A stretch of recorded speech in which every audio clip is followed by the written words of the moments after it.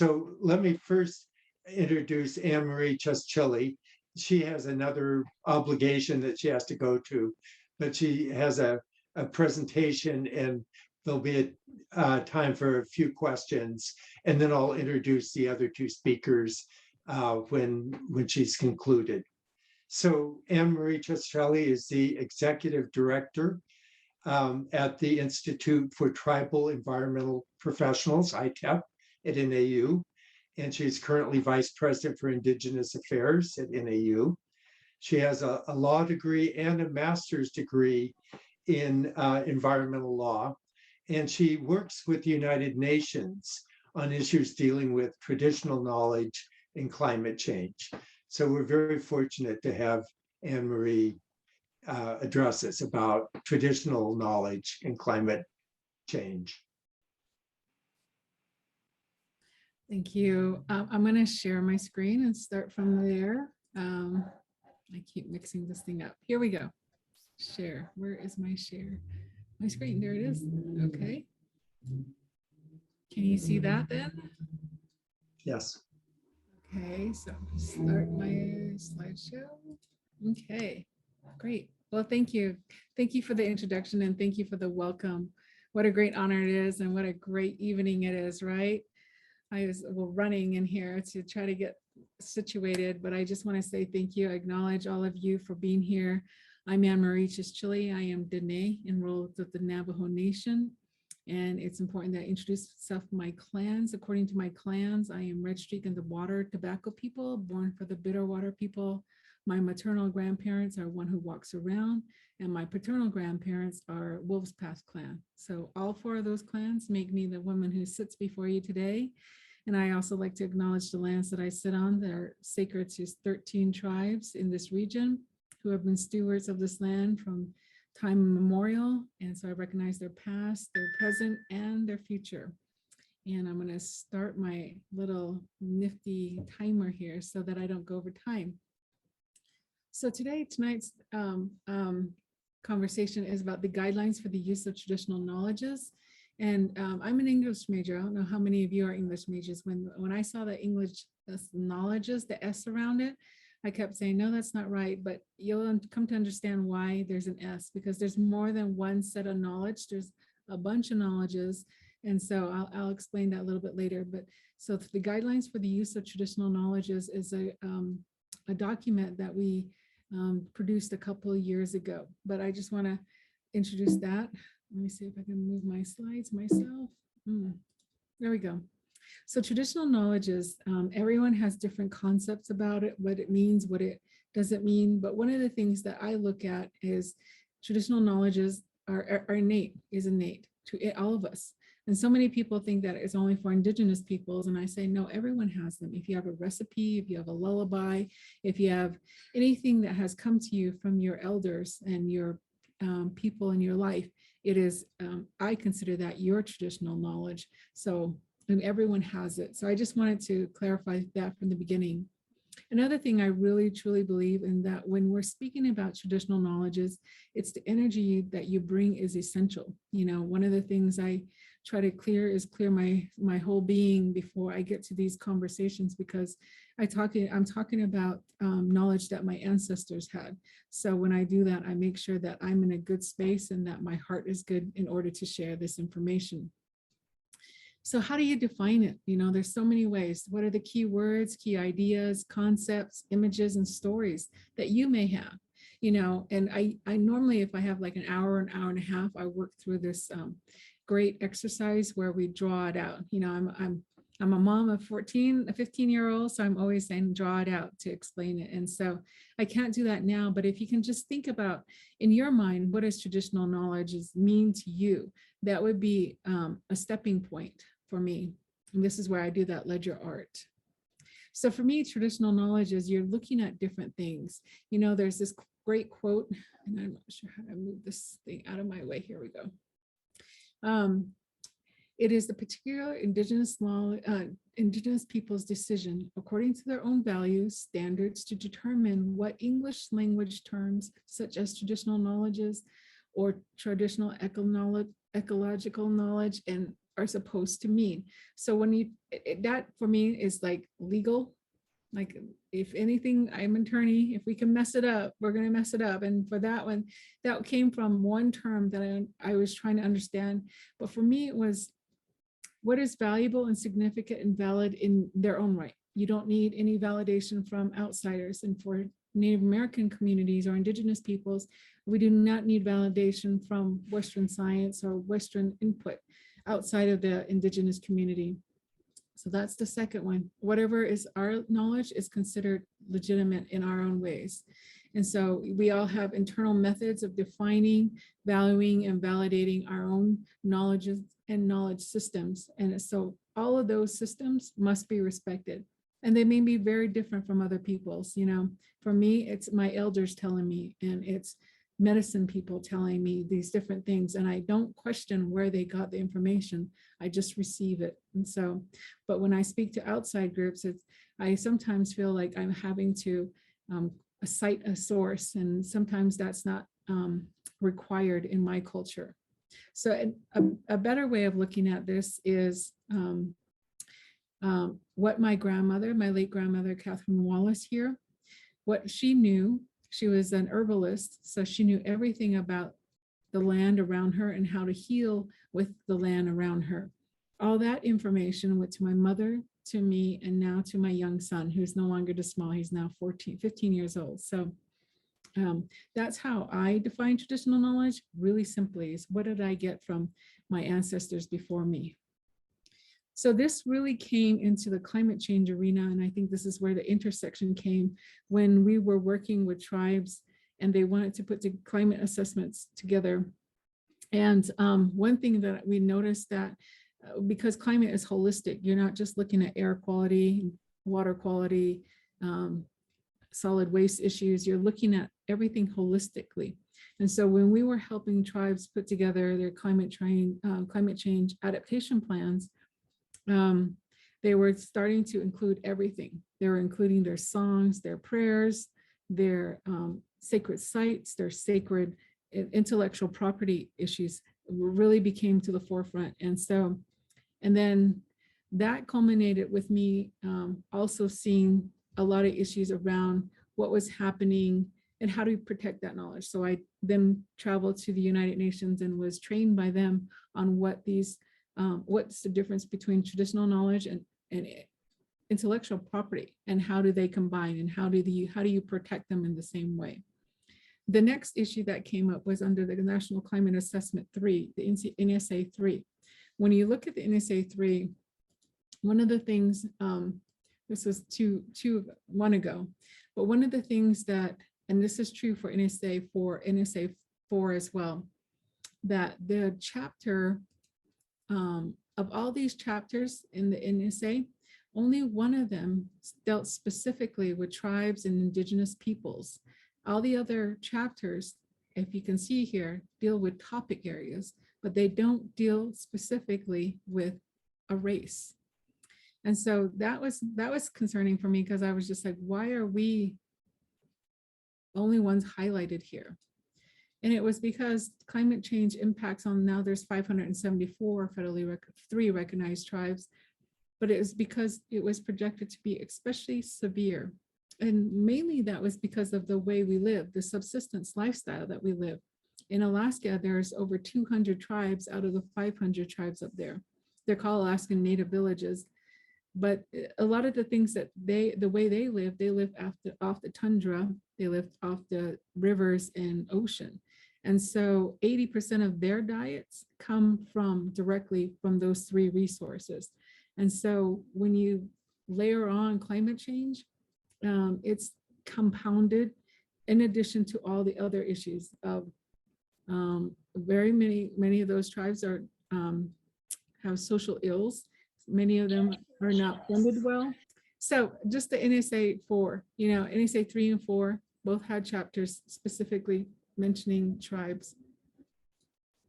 So in 2015, the Department of Interior assembled its first advisory committee on climate change and natural resource science, ACNRS, as we would call ourselves. And my colleague and with myself, Dr. Gary Morishima from the Quinault Nation made the team, if you will. And one of the first things that we put on the agenda was traditional knowledge. And this is 2015. And the one thing about this group is they're very, very smart. And they said, why don't you make a subgroup? And we said, yes, okay, we would do that because, you know, it's a lot of work to try to explain everything and try to come up with guidelines. And so one of the things that we tried to explain in this work group was why is it important in climate change? And one of the easiest ways for me to teach everyone, that one way was to teach everyone else was, you know, everyone knows what monitoring is, water monitoring is, data assessment, all of that qualitative analysis. When tribes came to me at that time, they were trying to apply for grants with different federal agencies. And one of the things that I've heard was they weren't allowing, the federal government agencies were not allowing tribes to apply using traditional knowledge systems. And so that was a big reason why we brought it up in this advisory committee, because we knew, you know, just on the same side as this water system, we also had, you know, I call him Che or Grandpa, who knows probably this river more than this person here because he's out there every day. He has to watch it to keep his livestock alive. His livestock are the means to not only feed him, but also to garner income as well. So he's very aware of this river. And so the information that he would have, the data sets that he would have are just as important as the data sets that this young man on this side monitoring water have at the same time. So this is how I was able to explain how important and how different these two are, but how both of them should be respected. So in the Acner Zone work group, so we started off, it was under Secretary Jewell at the time. We developed the subcommittee. The subcommittee then developed the climate and traditional knowledge as a work group. It went out for public comment, came all the way back in. And right before the administration changed, we were able to get it approved as part of the guidelines. So this is how we went. So it became a report to the Secretary of Interior. Out of 10 official recommendations, 2 of them have to deal with Native Americans, and one of them was this traditional guidelines, the guidelines for use of traditional knowledges, and also a primer on why a lot of people didn't understand why climate change impacted tribes so much. So those are all culminated in 2015, right before the change happened. And now that anyone in the USGS enterprise, if they have questions around funding, they can no longer say, no, we can't fund you. So this changed the policy on that level. And it also changed it at EPA as well. This is an official memo from Maddie Stadenstaus, assistant administrator at the time. And this is considering traditional ecological knowledge during cleanup process, the cleanup process for, this is for, you know, like Superfund sites. So these were 2 things, and I've seen them move all through the different federal agencies. And so it's a growing trend. So under the guidelines, and let me check what time, how much time do I have? I have 8 minutes left. So we have different ways to, under the guidelines. So the first part is the principles for engagement: cause no harm, recognize tribal sovereignty, free and prior informed consent. Now this comes, many of you may recognize this from the UN principles as well. This is where free, uncoerced, unbiased freedom of tribes to set procedures of consent. Prior, Indigenous people should be involved from the beginning of the process to obtain consent before it's assessed or changed. Informed, ensure that substantive fairness in negotiations, and it also emphasizes the need to address costs, benefits, and risks and opportunities. This is a huge one. And then consent, to give or withhold consent, and a right to say no. So these are all explained when we're talking about, these were the fundamentals when you start working with tribes and non-tribal people. These are some of the things that are also being held the standard at the United Nations. So I'm going to run through these guidelines. I got 8 of them, I think. I'm just going to read the top definitions and try to get you really good information, and then I can send the actual document to you. The guideline is to understand key concepts. Everything's, as you know, in the legal world, everything is in definitions, and who writes the contract is probably who's going to benefit the most. So actions for agencies and researchers: respect. Each tribe has their own unique knowledge systems. Recognize tribal experts and tribal holders are authorities of their own knowledge systems and deserve to be treated as such. And so what are the common terms? This is where you all sit down together and try to define what is traditional knowledge for each side. Understand key concepts. Okay, actions for tribes and traditional knowledge holders. So these are your medicine people.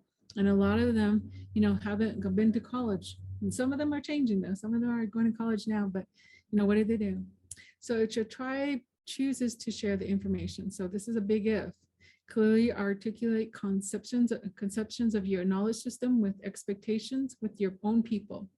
A lot of times when you're asked to be in a research project, you have to be very careful that your entire community understands what you're doing.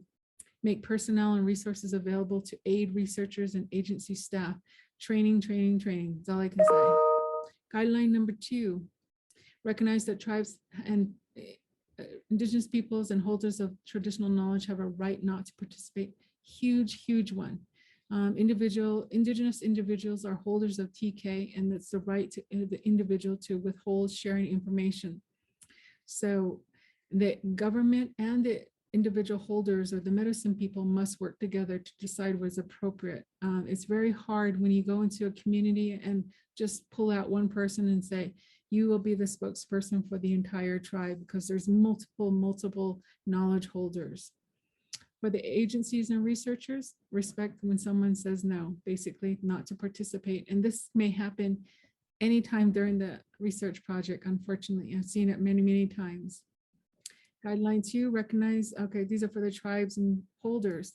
Be explicit about your choice. It's really hard to be wishy-washy. It helps no one, so be explicit. Describe the tribe or community. What are the protocols? This is a big one. Each tribe has their own protocols. How do you work with their tribe? And even talking about traditional knowledges, those are one of the things, some don't, I'll say right now, please don't say, what do they call, like fairy tales or myths. I think that's one way to offend a Native American, because there's not fairy tales or it's not myths. It's their knowledge systems. Make sure the agencies and other partners adhere to the protocols. And this is where you review your own IRB process, internal review boards, and make sure, or you develop a resolution. Every time you do a project with the tribe, make sure you get a resolution to back you up, because you never know when the tribe will change government, and your resolution is going to help you time and time again. I'm going through these really fast. I'm sorry. Guideline 3, understand and communicate risk for Indigenous peoples and holders of traditional knowledge. So there are few protections, and this is where the adaptation planning came in. You have your patents, your copyrights, and your legislative authorities. But however, one thing I've noticed is that once it gets into public domain, it's very hard to bring it back in. So patents and copyrights are great, but a lot of tribes don't have those attorneys to back you up, or don't have that knowledge to back it up. So one thing is not to get it into the public domain.